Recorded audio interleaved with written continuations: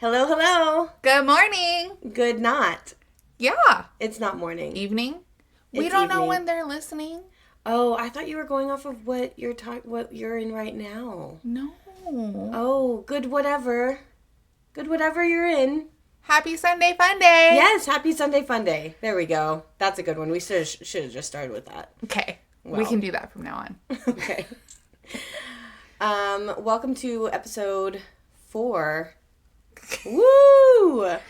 Look at us go. I know. Welcome back, guys. I know. And thank you to everyone who has listened up to now. Yes. Thank you y'all. for sticking with us. We're trying to get better, I promise. With every episode, we will have less weirdness in the audio and just plain weirdness, I think. Maybe. We're trying to figure it out. We're kind of winging it when it comes to the audio, so bear with us, please. Yeah, neither of us are super techie. You're kind of more so than I am. I try. You try.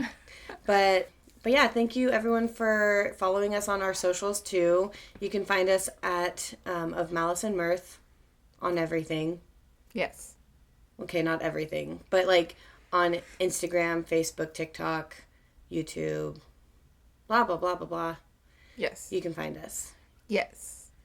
And we are still looking for submissions of creepypastas or true things that have happened to you that are creepy or funny or Anything in between. anything in between. If you want to, please email us at OfMaliceAndMirth. @gmail.com. I don't know why I can never remember it when I go to say the email. But yeah, so should we just get into the stories? Get right on in. You get to go first. Oh, I go first? Okay. All right, so today we have another theme going on. Mwahaha. And it is doppelgangers. Woo-hoo-hoo. Spooky spook. So I couldn't find anything like that was long enough for like one story, so I have like a couple things in like the history of doppelganger and kind of theories about it and that kind of stuff. So yeah, we'll just go with it. So, a doppelganger isn't just someone who looks like you. It's the idea that somewhere in the world, something else is wearing your face. In folklore, a doppelganger is a living double, a shadow self that moves independently of you. Unlike a reflection, it doesn't mimic, it acts. It walks where you've never been, speaks to people you've never met, and sometimes makes choices you never would. Mm-hmm. The truly unsettling part, seeing your doppelganger is often considered an omen. In many cultures, encountering your own double is said to precede illness, madness, or even death, as if the universe briefly glitched and revealed a backup copy of you already waiting. Ooh. Yeah. Okay. Some stories claim doppelgangers have no souls. Others say they are the soul, separated from the body, wandering ahead of its owner like a preview of what's to come. Oh, I don't like that. Your face, sorry. Oh, I don't like that. And then there's the worst version of them all. The one where you don't see them, but other people do. They swear they spoke to you, laughed with you, watched you walk away while you were somewhere else entirely. So the question isn't whether doppelgangers exist. It's why they show up when they do, and whether they're here to warn you or replace you. Ooh. Dun, dun, dun. Long before modern psychology, ancient cultures believed the soul was not a single thing. In ancient Egypt, the soul was made up of multiple parts, including the ka, which is the spiritual double that could move independently of the body. If the ka became separated for too long, death soon followed. Oh, okay. Isn't that kind of cool, though? Yeah. Like the thought that you have, like, it made me think of astral projection. Right. Like if you're gone for too long, you know? Death soon followed. Norse mythology spoke of the, I don't know how to say this, Vardoger, maybe? A spirit that precedes a person. I should have looked up how to say that. I'm sorry, that was rude of me. But anyways, a spirit that precedes a person performing their actions before they arrive. People would swear they heard footsteps, voices, or laughter, only for the real person to appear hours later, confused and unaware. So kind of like deja vu? Kind of. Okay. Like, yeah, well... Well, is it yeah, like deja vu for like the other people observing it? Like they feel like they've already heard it and then they hear it. And then they hear it again. Okay. Yeah. In Ireland and Scotland, the fetch was a death omen. Seeing a living person's fetch, especially at night, meant that a person would soon die. So their version of it is called a fetch. Okay. Different names, same fear. The double is not a copy, it's a warning. One of the most chilling real man, why can't I talk today? You're having your own version of I can't read. Okay. One of the most chilling real-world doppelganger cases comes from the mid-1800s, and it's unsettling precisely because so many people witnessed it at once. Ooh, okay. Emilie Sagee was born in France in the early 19th century. Records of her early life are scarce, which is not unusual for a woman of her class and era. What we do know comes primarily from later accounts collected and published by researcher Robert Dale Owen in Footfalls on the Boundary of Another World. So, according to those accounts, Emilie was educated, articulate, and competent.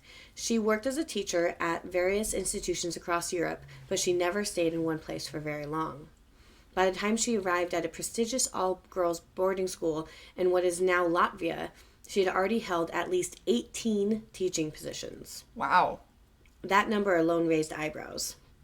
In the 1800s, frequent job changes, especially for women, were unusual. Stability was prized. Teachers often stayed decades in one post.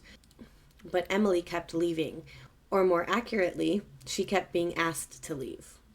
Oh, so she was going from, like, place to place? Mm-hmm. She just kept getting fired over and over. Oh. The boarding school in Latvia where the story takes place catered to daughters of wealthy families. Discipline was strict, education was formal, and rumors, especially supernatural ones, were not tolerated lightly, which makes what happened next deeply unsettling. The first incidents were subtle. Students reported that while Emilie stood at the blackboard writing, another Emilie would appear right beside her. Same face, same hair, same dress, but the second Emilie never spoke. Oh, could you imagine, though, like, how unsettling that is for the observer? For the girls? Yeah, right. The girls in the class. Like, first off, I would never be able to concentrate. Second, it's like, am I going crazy? Yeah. Yeah. The second Emilie would copy the teacher's movements, but slightly off, like a reflection delayed by a fraction of a second. At first, the girls whispered among themselves. They assumed fatigue, imagination, or nerves. But then they realized something terrifying. They were all seeing the exact same thing. As weeks passed, the appearances grew more dramatic. Sometimes the double stood quietly near the real Emilie. Other times it appeared across the room. And then came the incident that ensured this was no mass hallucination. One afternoon, Emilie excused herself from the classroom to pick flowers in the garden. The students watched her leave through the door, and several could still see her outside through the windows. Moments later, Emilie was sitting in her chair at the front of the classroom. Her double, hands folded, eyes forward, perfectly still. The real Emilie was visible outdoors. Two Emilies, one inside and one outside. Wait, but first off, why would she just go randomly pick flowers in the middle of class? I know, I thought that too. I don't know. That's confusing. Yeah. So kind of like makes me feel like, did her and her double plan that? I don't know. You know what I mean? Like, well, actually, no, I do know because she doesn't ever see the double. I don't know. Like, it just makes me feel like, why? I don't know. But at some point, whether out of fear, curiosity, or disbelief, 13 of the students approached the seated double. This detail is critical. It wasn't one hysterical witness. It wasn't a single unreliable narrator. It was a whole group. They reached out. Several reported that their hands did not pass through empty air, but met a strange resistance, like the space around the figure was thick, heavy, almost gelatinous. Ew. And yet there was no warmth at all. No movement, no response. The double didn't even breathe. It didn't blink. It just simply existed. Here's perhaps the most disturbing part of the entire story. Emilie Sagee never even saw her own double. She was informed of it, warned about it, questioned about it, but she never witnessed the phenomenon herself. Instead, she reported something different, something quieter but no less chilling. She said that whenever the double appeared, she suddenly felt exhausted, weak, drained, as if something were being pulled from her. Teachers noted that Emilie looked pale during these episodes. Sometimes she had to sit down, sometimes she seemed confused or like she'd lost track of time. Okay, wait. Can I just point out how gutsy those students are to like just to go up and try to touch first off a teacher and then second right. like the unknown. Yeah. But so she felt like it was not being created out of nothing, but it was being created out of her. The double did not behave like a mirror image. Sometimes it moved when Emilie did not. Sometimes it appeared when Emilie was nowhere nearby. Sometimes it wore the same clothes, but sometimes it did not. It cast no shadow. It made no sound. And the most unsettling of all, it appeared to be getting stronger. Word spread. Parents panicked. Enrollment dropped, like down to 12 students from the original 42. Whoa. No matter how good Emilie was as a teacher, no school could afford to keep a woman causing this much ruckus, so she was dismissed.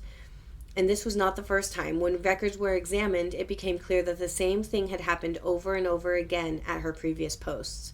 A respected teacher arrives, strange sightings begin, witnesses grow afraid, she leaves 18 times, and then she disappears from historical record altogether. No confirmed death date, no asylum records, no definitive explanation, just silence.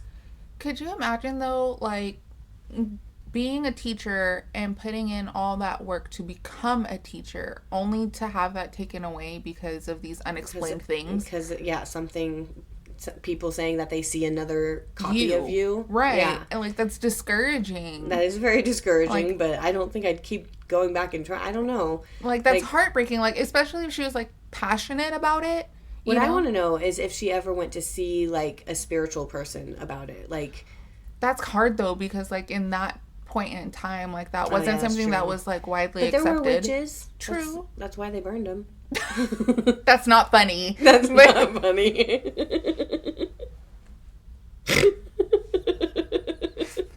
Hey, I'm a witch. I can say that. Okay, Does that work? Clarifying. Not funny, just like, you know. Yeah, I know. What were we talking about? Because you had asked if she went to, like, go see a spiritual person. But yeah. But I feel like she was probably too scared. You would have to, like, know people that know people in order to get connected to the right people to help you. Yeah, and that would be really hard back then. But she could have gone to a priest or something at least. I don't know. Yeah, but then they'd just tell you you're a demon. That's true. Then they'd just put her in an asylum. Not saying that all people are not understanding. Mind, I guess. Well, yeah, that's true. But back then, that was what was widely done to women who were experiencing any type of mental distress. Yeah. Not normalcy. Yeah, I guess. Exactly. But anyways, so she just disappeared from all existence after she left this school. Like, there's nothing else in her, nothing else about her anywhere else. So, well, I don't know. But it raises a question far more unsettling than any haunting. Did the double eventually take her place? Or did Emilie, exhausted, fragmented, drained, simply fade away? Ooh. Yeah. I don't know. Another case of a possible doppelganger was French author Guy de Maupassant. Hey, that was good. I was going to say, that's the best it's ever going to be. So, who was no stranger to psychological horror, but one experience blurred the line between fiction and something far worse. And here's his last name again. Maupassant claimed that while writing, his double would enter the room. It looked exactly like him. It would sit across from him, dictating stories that he had not yet written. Years later, Maupassant descended into paranoia and hallucinations, eventually attempting suicide and dying in an asylum. Aww. His famous story, La Horla, was about an invisible entity that slowly replaced a man. It reads less like fiction and more like a confession. Was his doppelganger a symptom of his mental illness, or was the illness the result of seeing something the mind was never meant to handle?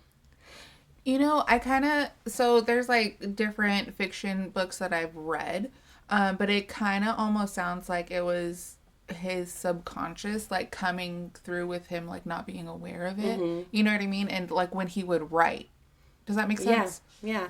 It's like automatic writing. Right. You know? When you like meditate for those who don't know, it's like when you meditate and something channels through you and speaks through your hands, and then you write out whatever comes to you. It's like that. So, but he says that it was his doppelganger that would come and tell him. Which we don't know. Which could be. Who knows? But another case. Before his first inauguration, Abraham Lincoln looked into a mirror and saw two versions of himself, one pale and one normal. He later interpreted this as an omen. One term in office, one life cut short. Some of the most unsettling doppelganger stories come not from those who see their own double, but from those who don't. People insist that they spoke to you, laughed with you, watched you leave, while you were somewhere else entirely. Hospitals, offices, schools, and even prisons have documented cases of individuals being seen in two places at once, sometimes performing actions completely out of character. And in many of these stories, the double behaves wrong, just colder, crueler, empty, as if something is wearing the person, but doesn't fully understand how. Dude, I just thought of something like crazy. Like, because you said, like, it's documented, like, in prisons. Mm-hmm.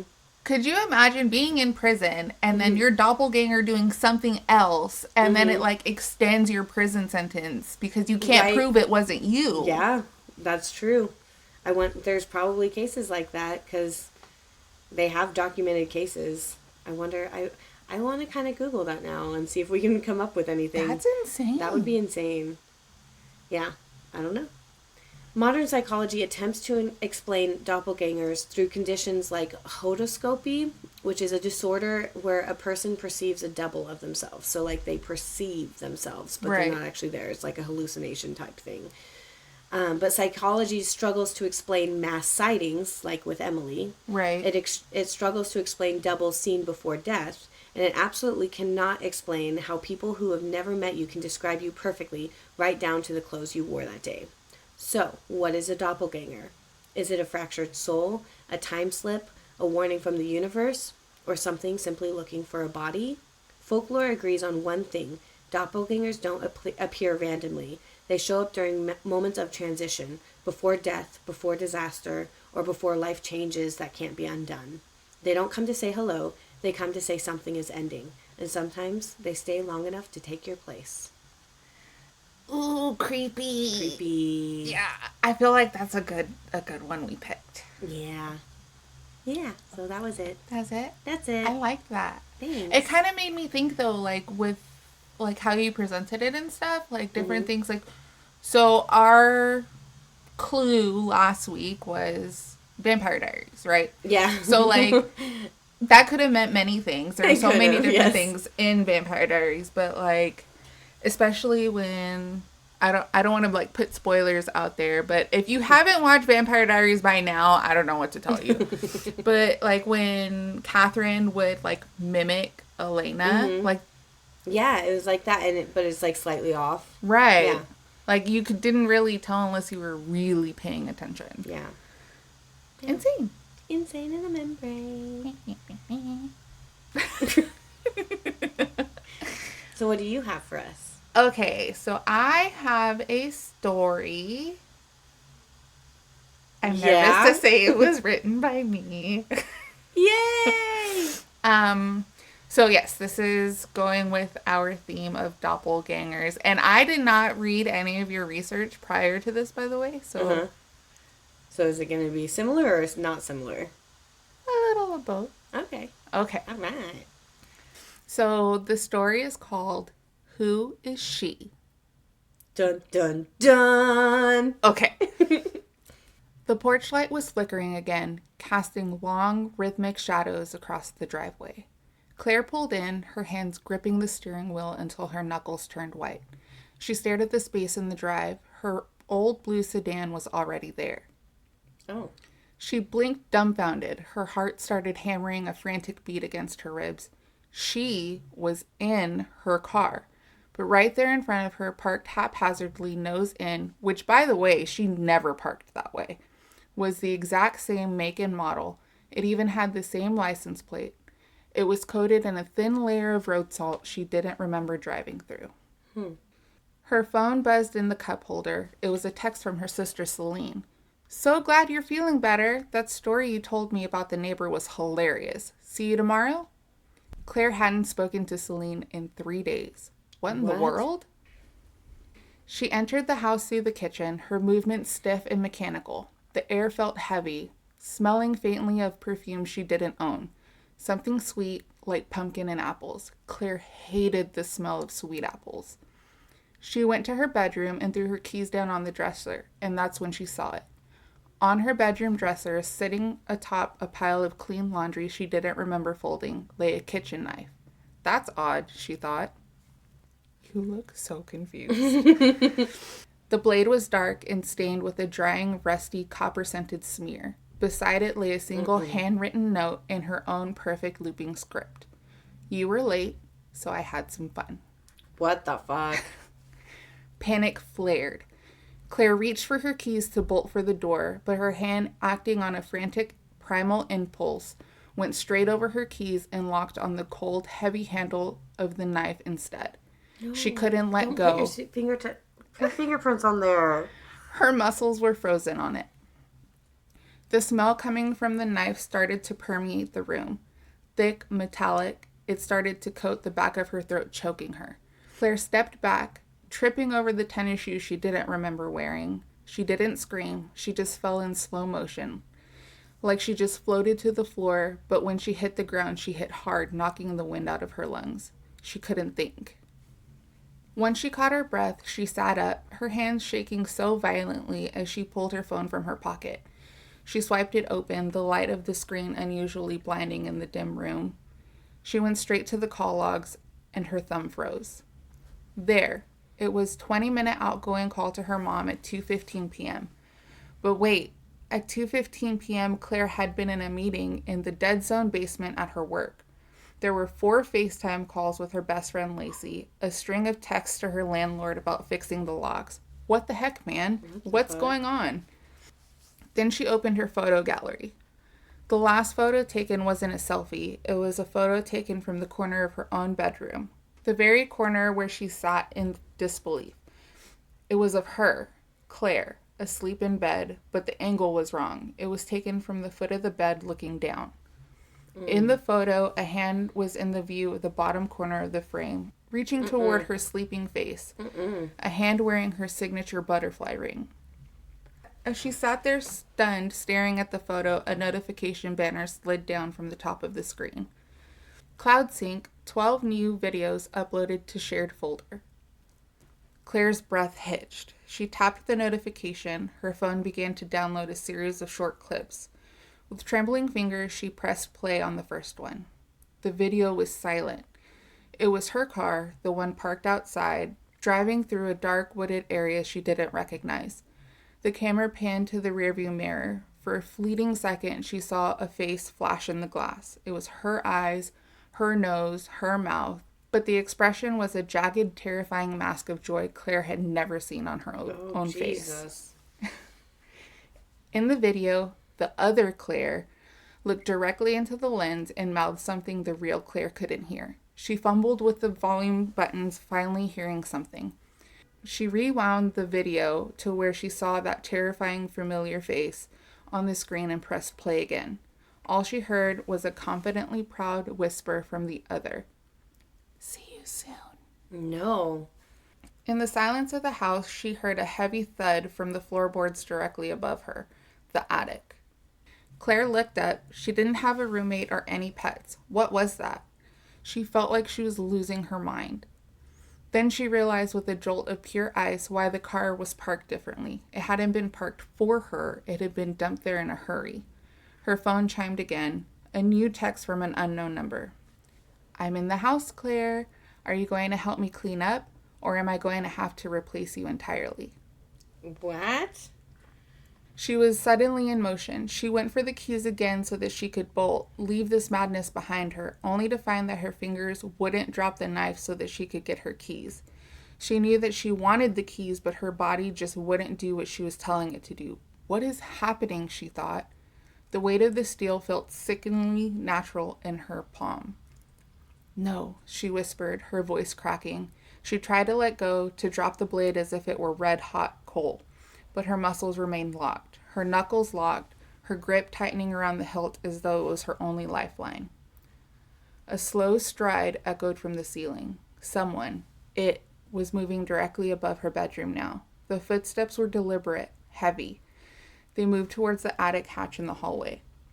Claire forced her legs to move, backing out of the bedroom. She kept her eyes glued to the ceiling, the phone in her left hand still glowing with that horrific text message. As she backed into the hallway, she hit the wall, her heart hammered and her vision blurred, because as she turned her head towards the front door, the hallway seemed to go on for miles. Claire could just not process what was happening. Then her phone screen flickered. A new video was auto-playing from the Cloud Sync folder. It was a recording from 5 minutes ago. The camera was steady, positioned on the dashboard of her car outside. It showed Claire, or that thing that looked like her, walking up to the front door of the house. But the woman in the video wasn't wearing the clothes Claire was wearing now. The woman was wearing a tan overcoat that looked like it had been dipped in blood. Oh. In the video, the other Claire stopped at the door, turned to the camera, and pulled a set of keys from her pocket. Claire's keys. Her heart stopped. She ran back to the room and stared at the dresser. She knew they had been there, but all she saw was the folded clothes that she didn't remember folding. Oh, I was just thinking that it was the doppelgangers' keys, and I was thinking to myself, so if you have a doppelganger, they automatically have keys to your house? Well, at least it clarified. When Claire looked back at the screen, she saw the woman hold the keys up, smiled a wide, toothy grin that stretched too far across her face, and then threw them deep into the overgrown hydrangea bushes near the porch. A soft melodic hum began to float from the attic hatch. It was the same lullaby Claire's mother used to sing to her. "Claire," a voice called from the darkness above. It was her own voice, identical in every inflection, every way. "Why are you holding that knife, honey? You know what the police will think if they find you like that." Claire felt trapped, holding a bloody weapon with no keys. Maybe she could just run as fast as she could for as long as she could. At that moment, she surged straight for the back door. She slammed into it full force, flipped the lock, and pulled. Nothing. No budge, not even a creak. She pushed even though she knew the door didn't open that way. She was spiraling. "Why aren't you opening?" she screamed at the door. She grabbed the umbrella by the door and hit the side window to break the glass, and it just rippled like warm rubber. Oh. "What's happening?" she raged. Then she heard it. The attic hatch creaked open, but the ladder didn't descend. Nothing came down, but a delicate tink, tink, tink sound echoed from down the hall. Claire's house keys were lying on the rug, wet as if plucked from a puddle. Then a pair of hands gripped the edge of the opening, hands identical to hers, but steady and strong. The double lowered herself from the darkness above, with feline grace, landing silently on the floorboard. The double stepped forward and gently pried the knife from Claire's frozen fingers. "I'll take it from here," she whispered. Oh my God. And the real Claire felt herself falling backwards again. At that moment, the front door was kicked off its hinges. "Police! Hands in the air!" No. The double didn't hesitate. She threw herself into the corner, shrieking in a perfect replica of Claire's voice. "Help me! She's in the bedroom. She's been following me all day and I don't know how she got in here. She just started attacking me." The officers rushed past the victim. There, they found the intruder, the original Claire, lying on the rug, lying next to those tennis shoes with her lifeblood pooling beneath her. The double had been faster than the eye could follow. To the police, it was a clear-cut case. A disturbed stalker who looked almost identical to the homeowner had broken in and committed a violent act. "Code 4, we have a female down," an officer shouted. The officer turned to the woman in the hallway. "It's okay, Claire, you're safe now." The double was led to an ambulance, a heavy blanket draped over her shoulders. She watched as it carried the body bag out of the house. She felt the butterfly ring that she had taken from the real Claire on her finger, and it was perfect. Oh my God. Then the phone in her pocket vibrated, and the caller ID read, "Claire." A sting of surprise ran through the double, but as she answered and looked across the street, she saw a figure standing just beyond the police tape, wearing the same tan coat, holding a phone to her ear. That was a sloppy job with the car, Claire. What the fuck? The voice on the line said in a low voice, in her own voice, sharp and confident. And you left a smudge of blood on the porch railing. You're getting careless, but don't worry. I'm already living your tomorrow, and I think I'll do a much better job than you did. Just as the call ended, a notification banner displayed across the phone. A text from Celine. Thank God you're okay. I'm glad you called and let me know. I'll see you in about 10 minutes. I'm just so glad you're safe. She hadn't called Celine. Then the realization set in. The new double had found her. Oh. So it's like a story within a story within a story type story. Yes! Damn. That was cool. You like it? I really like that. Thanks. Dang. Okay. I see you. Oh, that was cool. That was fun. Thanks. Okay, so we were fixing to sign off, but then we realized that this is way too short of an episode. Oopsies. So we have a couple more stories for you. Yay! So, no worries. We're not going to cut it off that short. Okay, so this first one is going to be from Reddit user GamalFrank. It's GamalFrank. And they gave us permission to read this. What? What? Thank you. Okay. My boss gave me one rule as a 911 dispatcher. If a call comes from the old house on the county line, you let it ring. Last night, I answered.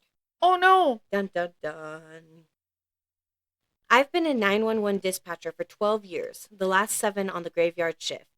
You think you've heard it all after that long. The drunks, the domestics, the panicked fumbling for words after a car crash. It all becomes a kind of white noise, a rhythm of human misery you learn to navigate without letting it touch you. You have to. It's the only way to stay sane. My district is a sprawling, sleepy county that dies after 10 p.m. It's mostly soccer moms and retirees. The worst we usually get on a weeknight is a noise complaint or a teenager who's had too much to drink at a bonfire. The job for me had become a cycle of caffeine, fluorescent lights, and the low, constant hum of computer servers. I was burned out, deeply, existentially tired in a way sleep couldn't fix. The calls were just blips on a screen, voices to be processed, categorized, and dispatched. I was a human switchboard for other people's worst days. Oh. That's so sad. Yeah, that's a little heartbreaking. But, like, it makes you appreciate, like, the people that actually do that job. Because that's My hard. grandma did that job. Really? Yeah, and she said it was really hard. I It could was only very imagine. emotionally taxing, yeah. The first call came on a Tuesday about 3 months ago. It was 2:47 a.m., the deadliest hour of the deadest night. The line lit up on my console, but not in the usual way. It wasn't a cell call with a GPS ping or a landline with a registered address. It was just a raw signal designated as unregistered VoIP. Not unheard of, but rare. I clicked it open. 911, what's your emergency? Static, a thick, wet sound, like listening to the radio underwater. It crackled and popped, and underneath I could just barely make out a sound, a whisper. Hello? Can you hear me? It was a child's voice, a boy, I thought, maybe 7 or 8. He sounded like he was trying to talk without moving his lips. This is 911, I repeated, my voice a little louder, a little clearer. I can barely hear you. What is your emergency? The static swelled, almost swallowing his voice whole. He's back. The man in the mask is back. A chill, cold and sharp, went down my spine. It was a professional chill, the one that tells you this is real, this isn't a prank. Okay, son, where are you? I need an address. Hurting Mommy, the whisper came again, breaking with a sob. The static sounded like a swarm of angry insects now. Daddy's asleep on the floor. He won't wake up. Son, I need you to tell me where you are. I can't send help if I don't know where you are. My fingers were flying across the keyboard, trying to get a trace, but the system was kicking back errors. No location data, no subscriber info, nothing. The old house, he whispered, his voice fading. At the end of the road, please. Then the line went dead. Not a click, not a hang-up. It just ceased to exist. One moment it was there, a line of static and terror, and the next it was just a dead channel. Even without an address, the old house at the end of the road was enough. Out on the western edge of the county, there's a long, unpaved road that just sort of peters out into the woods. And at the end of it, there's one house, a big, derelict Victorian thing that's been empty for as long as anyone can remember. It was a local legend, the kind of place kids dared each other to spend a night in. I dispatched a patrol car. My senior officer, a guy who's been on the force since before I was born, came back over the radio about 15 minutes later. His voice was flat, laced with a kind of annoyance reserved for rookies and time wasters. Dispatch Car 12 here. The property is secure. No signs of forced entry. Place is boarded up tighter than a drum. There's nobody here. Hasn't been for 50 years by the looks of it. 10-4, Car 12, I said, my own voice betraying none of my confusion. Are you sure? The caller was a child. He said his family was being attacked. There was a sigh over the radio. Listen, the dust on the porch is an inch thick. The boards on the windows are gray and rotted. If someone's in there, they're a ghost. We're clearing the call. Tell whoever's playing games to knock it off. I logged it as unfounded and tried to put it out of my mind. A prank, a sophisticated one maybe, using some kind of voice changer and a VoIP spoofer. Kids these days, I was too tired to care. A week later, at 2:47 a.m., the same line lit up. The same static, the same terrified whispering voice. He's in the house. I can hear him walking.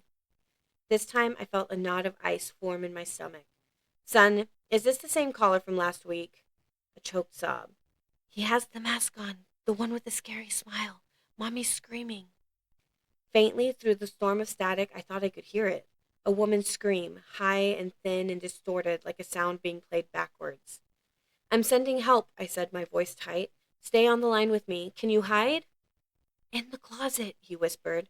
He's coming up the stairs. I can hear his feet. The line went dead. I dispatched 2 cars this time. I told them it was a repeat call, possibly a hostage situation. I didn't want them to be complacent. They took it seriously. They set up a perimeter. They used the bullhorn. They broke down the front door. The result was the same. An empty house, thick, undisturbed layers of dust on every surface.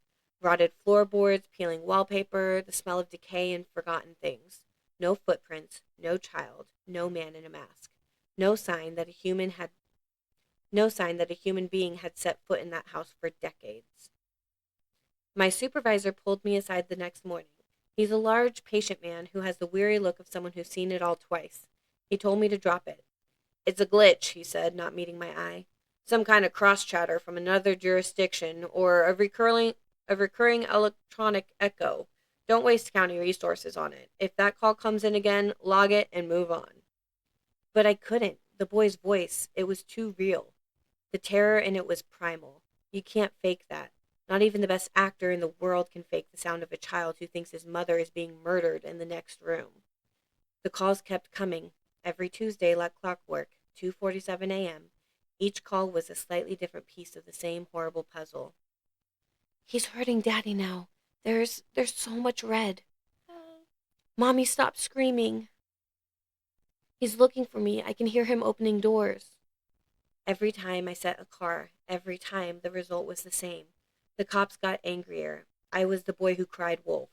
My supervisor gave me a formal warning. My colleagues started looking at me funny, whispering when I walked by. They thought I was cracking up. Maybe I was. I started losing sleep. On my nights off, I'd find myself staring at the clock, my heart pounding as 2:47 a.m. approached. The silence was somehow worse than the calls.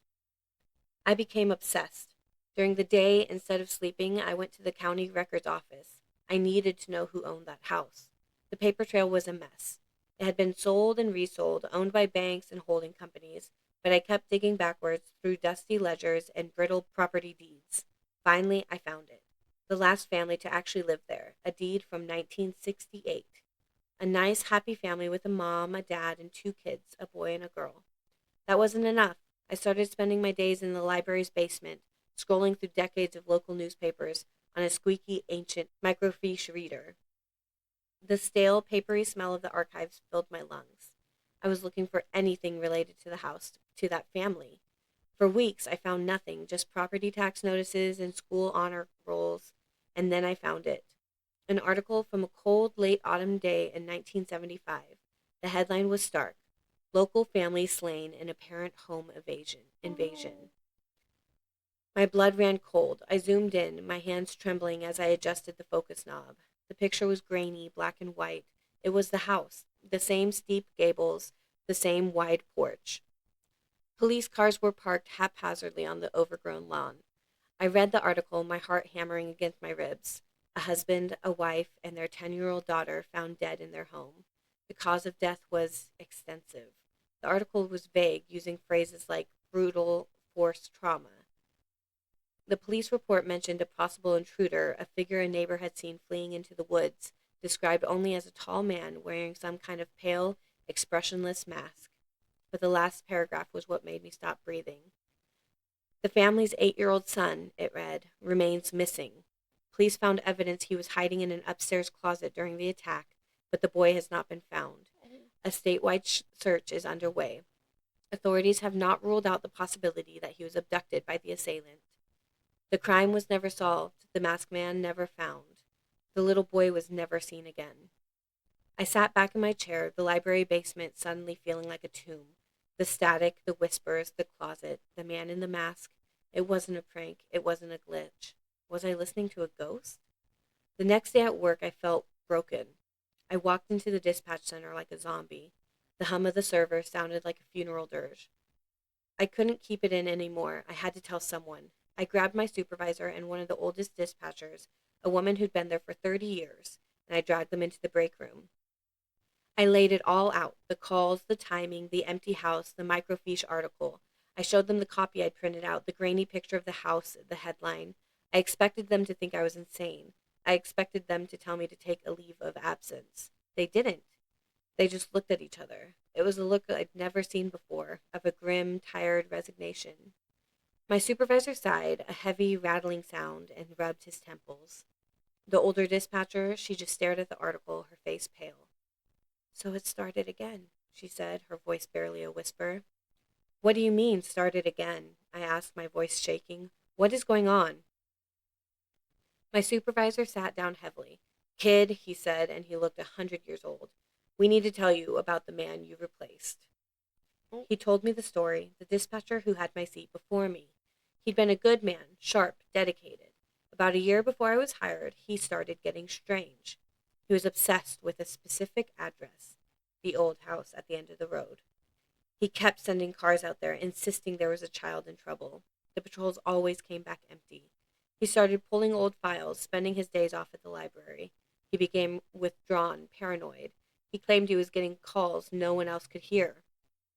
"We checked the logs," my supervisor said, his voice low and serious. "The system never registered the calls he said he was taking. We pulled the audio recorders for his console. There was nothing on them but dead air. We thought he was having a breakdown, stress of the job." My blood turned to ice water. "The system, it doesn't log the calls for me either. They just show up on the screen and then disappear. They don't go into the call history." The older dispatcher nodded slowly. "We know. It's the same. He told us what the calls were about. A little boy, a man in a mask." I felt like I was going to be sick. "What happened to him?" I whispered, although I already knew the answer. "One night," the supervisor continued, his eyes fixed on the linoleum floor, "he took a call. We saw him on the console, talking, his face ashen. He was typing a report, and then he just stopped. He stood up, grabbed his jacket and his keys, and walked out without a word. The call was still active on his screen, but none of us could hear anything on it. We just saw the open line." "Where did he go?" "He drove out to the house. His car was found parked on the road next morning. The engine was cold, doors were locked, and he was gone." The silence in the room was absolute. "We searched," the old dispatcher said, her voice cracking. "The police did a grid search of the entire woods. Dogs, helicopters, the whole 9 yards. They went through that house from the attic to the cellar. They found nothing.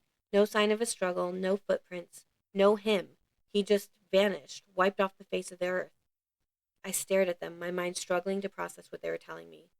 Why didn't you warn me?" I stammered.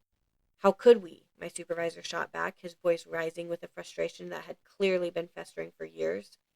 "Hey, new guy, welcome aboard. By the way, this console might be haunted, and the last guy who sat here disappeared. Don't worry about it. You'd have thought we were crazy. We thought Hugh was crazy until you came in here today with that same damn story. He leaned forward, his eyes locking onto mine. This is what you're going to do. The next time that line rings, do not answer it. If you answer it by mistake, you hang up immediately. You do not talk to him. You do not engage. You terminate the call and you clear the line. That's an order. Do you understand me? For the next few weeks, I was a ghost myself. I did my job on autopilot. Every sound, every flicker on the screen made me jump. I dreaded Tuesday nights. I drank so much coffee I could feel my heart rattling in my chest, just to stay sharp, to stay vigilant. I thought about quitting. I thought about just walking out and never coming back, but where would I go? Then last night, it happened. It was 2:45 a.m. I was staring at the clock, my knuckles white from gripping the edge of the desk. The minutes ticked by like hours. 2:46. My mouth was dry, my heart was a drum solo in my ears. 2:47. The line lit up. The unregistered VoIP. It felt like a physical blow. I flinched back in my chair. My training, my instincts, every fiber of my being screamed at me to answer it. There was a child in trouble. That was the job. But I remembered the pale, haunted face of my supervisor, the story of the man who had vanished. You terminate the call. I let it ring. Once, twice.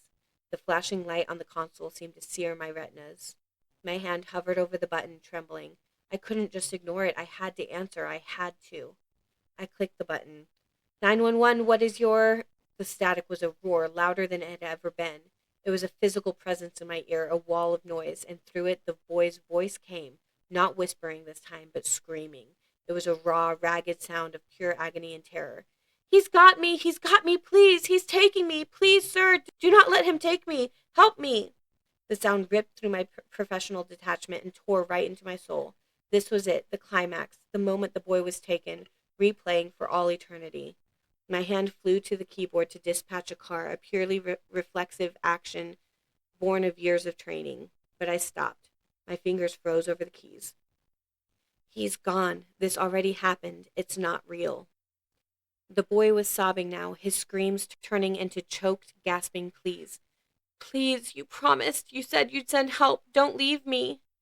I felt tears welling up in my eyes. I was a 911 dispatcher. My job was to send help, and I was going to sit here and listen to a child be abducted or murdered and do nothing? I'm sorry, I whispered, my voice thick. I'm so sorry. I reached for the terminate button on my screen. My finger was a millimeter from the glass. This was it. I was choosing to save myself. I was choosing to let him go. And then the screaming stopped. It wasn't a fade out. It was an abrupt cut, as if a switch had been flipped. The roar of the static dropped to a low, sinister hum. The line was still open. Silence. My heart was in my throat. Did I do it? Then a new sound came through the headset. It wasn't the boy. It was a man's voice. A whisper, just as terrified as the child's had been, but older, hoarser. It was distorted by the same underwater static, the same swarm of electronic insects. It was a voice trying to push its way through an impossible distance, through time itself. And it was a voice I felt deep in my bones I should have recognized from an old staff photo in the hallway. The whisper was faint, but utterly, terrifyingly clear. He's here. I froze, my finger covering the screen. The voice was ragged, desperate, broken. He sees you, through the line. He's looking right at you. A cold dread, so absolute and profound it felt like death itself, washed over me. I slowly, involuntarily looked up from my console, across the darkened dispatch center, towards the plate glass windows that looked out into the night. There was nothing there but the reflection of my own terrified face in the glass, my skin pale in the glow of the monitors. The whispering in my ear continued, a final, chilling plea from a place beyond hope. Please, get me out of here.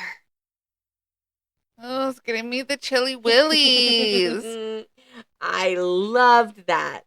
Oh, that was amazing, GamalFrank. Yes, I loved it. Thank you. That definitely appealed to like my you gotta help. Yes. Like, oh my God. Instinct. I know. So it made me super mad when the like boss guy was like, you have to terminate. Yeah, like absolutely not. Oh, that one had me on the edge of my seat, man. So good. That was good. I loved it. Thank you so much for letting us read that. All right. And Mena, we have one more story from you. All right, we got a story from Shane number 2. Shade number 2. Woo Whoop, woo. whoop, whoop. All right, this one is called Drawer 5. 4, 5. Drawer 5. Yep. All right, let's do this. And real quick, Shane number 1 and Shane number 2, if you would like us to address you by your full name, please just email me your full name. Maybe I'll email them actually. Yeah, Because I feel bad saying Shane number 1 and Shane number 2. Yeah, we don't mean it in any type of way. We love you. Yes, all the love. Yes. Okay, go ahead. Jane had always been a creature of the night, finding solace in the quiet corners where others feared to linger. After losing her nursing job to the hospital budget cuts, she took the night shift at the county morgue, a decaying relic in the basement of a century-old hospital on the edge of town. That's always the creepiest, when it's like lingering out there. The pay was modest, but the solitude suited her, an insomniac who preferred the dead silence to the living's chaos. Her job was straightforward: catalog incoming bodies, note visible injuries, and store them in the coolers for the morning autopsies. The morgue's stainless steel drawers hummed like a distant swarm, their cold efficiency a strange comfort. For the first 3 nights, Jane settled into the routine with ease, her gloved hands moving with practiced precision. Jane Doe, female 30s, asphyxiation. She sipped her bitter coffee, filled out forms, ignored the faint creaks of the old building settling around her. Drawer 5, tucked in the shadowed corner of the morgue, was different. Its steel surface was duller than the others, marred with faint scratches, and it lacked a handle. Just rusted screw holes, it seemed welded shut. Oh. No. Then leave it shut. I feel like that's not what's going to happen. But... Right? Jane avoided it instinctively, her eyes sliding past it as she worked. The morgue's fluorescent lights buzzed overhead, casting stark shadows, and the air carried a faint tang of antiseptic and decay. She told herself it was just a job, nothing more. On the 4th night, as the storm battered the hospital's upper windows, a new sound pierced the morgue's hum, a soft, rhythmic inhalation, like someone struggling to breathe, emanating from drawer 5. Jane froze, her pen hovering over a clipboard. The morgue was empty save for her and the bodies she'd not possessed. Not possessed. Try that one more time. The morgue was empty save for her and the bodies she'd processed, a car crash victim and an elderly woman who passed in her sleep. She approached the drawer. No, don't do that. Right. Her boots echoing on the tiles. Pressing her ear to the cold metal, she heard it again. A shallow, gasping breath. Then silence. She tugged the drawer's edges, but it wouldn't budge. The sound didn't return, and when the service elevator groaned with the new arrival, a fire victim with charred skin, she dismissed it as a trick of the pipes. But a chill lingered, curling around her like fog. The next night, the breathing returned, deeper and more labored, followed by a slow, deliberate scratching, nails dragging across metal, deliberate and desperate. Jane's coffee mug slipped from her hand and shattered on the floor, the sound swallowed by the morgue's oppressive quiet. She rushed to drawer 5, pounding on it. Is someone in there? Her voice echoed unanswered. The scratching intensified, then stopped when she stepped back, leaving her staring at her distorted reflection in the steel, pale, wide eyes with unease. She tried prying the door open with a screwdriver from the toolkit, but it held fast, mocking her efforts. At shift's end, she mentioned it to Carl, the grizzled morning worker who reeked of cigarette smoke. He laughed, adjusting his glasses. Drawer 5? Been empty forever. Cooler broke years ago and management's too cheap to fix it. Locked tight. You're hearing rats or the building groaning, newbie. Don't let it get to you. Jane wasn't convinced. The sounds weren't random. They had intent. During a break on her 6th night, she dug into the morgue's history, spurred by a nagging sense that drawer 5 held secrets. The hospital's outdated computer yielded little, but a dusty file cabinet in the back of the office revealed more. Yellowed records from the 1950s described the morgue as a troubled place, after a string of unexplained incidents. In 1953, a night worker named Madeline Kensington vanished mid-shift, leaving only an overturned chair and a half-finished logbook. Rumors swirled that she'd been locked in a drawer alive by a vengeful orderly with a grudge, though no body was found. The drawer in question, number 5. No. A decade later, another worker reported hearing screams from the same drawer, which was sealed after its cooling unit failed. She emailed the facility manager about the drawer, but the email bounced back. Each night, the sounds from drawer 5 grew worse. The breathing became wet, gurgling like drowning lungs. The scratching turned frantic, punctured by faint thumps, as if something was shifting inside, trying to escape. Jane recorded it on her phone, the audio capturing a chilling cadence that made her skin crawl. Playing it back, she swore she heard words woven into the noise. Help. Cold. Out.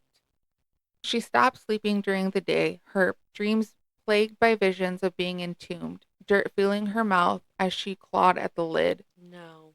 She avoided drawer 5, blasting music through earbuds, but the sound bled through, vibrating in her chest. Her notes grew obsessive, pages filled with timestamps and descriptions. 1:17 a.m., scratching like nails on steel. 2:03 a.m., whispers, unintelligible. By the 15th night, Jane was a wreck. Okay, pause. She's made it 15 nights. 15 nights? I don't know. I couldn't do that. Nope. Mm-mm. Jane was a wreck. Eyes bloodshot, hands trembling as she... Trembling.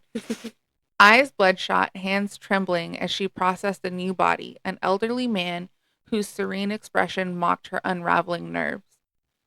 The morgue felt alive, its walls pulsing with malice. The fluorescent lights flickered, casting shadows that slithered like snakes. The whispers from drawer 5 grew clearer, a chorus of desperation. Let me out, it's cold. Then a scream, raw, human, and agonizing, erupted from the drawer, shattering her resolve. Jane grabbed the crowbar from the maintenance closet, a heavy relic as old as the morgue itself. Her heart pounded as she wedged it into the drawer's seam, muscles straining against the rusted steel. With a tortured groan, the door popped open, releasing a gust of stale, fetid air. The slab inside was a horror show. Deep gouges, crisscross steel, as if carved by frantic nails, streaked with dried blood and flaked under her touch. Oh, no. The walls bore similar marks, some fresh, others crusted with age. No body lay on the slab, but the air felt thick, charged with something unseen. Jane's flashlight beam trembled, revealing faint etchings inside the drawer's lid. Names, dates, please. Madeline K., 1953, God help me. Her stomach churned. The morgue's history wasn't just folklore. Drawer 5 was a trap, a prison for the lost. She slammed the door shut. The clang echoed like a gunshot and backed away, her breath coming in gasps. The morgue fell silent, but the reprieve was fleeting. As she turned to flee, the breathing resumed, soft, insidious, and mocking. Slowly, dread knotting in her gut, she glanced back. Drawer 5 yawned open, its slab gleaming under the flickering lights, an invitation to oblivion. Before she could scream, an unseen force slammed into her. Nope. Hurling her forward, she stumbled, falling into the slab, the cold metal biting her skin. The drawer swung shut with a deafening clang, plunging her into darkness. Panic consumed her. Jane screamed, pounding on the walls with her fists bruising, her nails splintering as they raked the steel. I can't. Drawing blood that slicked her fingers. Let me out, her voice echoed, trapped in the confines of the drawer. The air grew thinner, the cold seeping into her bones. Then the whispers returned, seeping through the cracks like poison, louder, clearer, a chorus of her own voice. Help! Cold! Out! Her blood froze. It was her, pleading, scratching, screaming as if she'd always been there. The realization hit like a blade. She was the noise in Drawer 5. Her torment woven into the morgue's cursed history as Echo trapped in an endless loop. No. New fucking fear unlocked. Thanks, Shane. Oh my god, I'm gonna have a nightmare about that tonight. That was so good. Oh god, Shane, I love you. Like, my heart is racing. I Even though I'm know. the one that was reading it, I was like, oh my gosh, what's going to happen? Oh. Hot damn. Thank you so much. Yes, we got some good ass stories today. Woo woo. Woo woo. Well, we hope you enjoyed it. Yep. And we hope you come back next week. We're going to release every Sunday. Yes. So whether you listen to us in the morning, in the evening, while you're doing laundry, we hope you enjoy it. Yeah, and if you do enjoy it, please leave us a rating. Yes. That would be very appreciated. Yes. And if you have any stories of your own experiences or anything like that, feel free to send it to OfMaliceAndMirth@gmail.com. And if you want to give us any feedback, we are open to constructive criticism, even if it's just telling us how fucking annoying we are. Yes. We get it. It's okay. Yeah. So we'll talk to you again next week. Love you. Love you. Bye. Bye.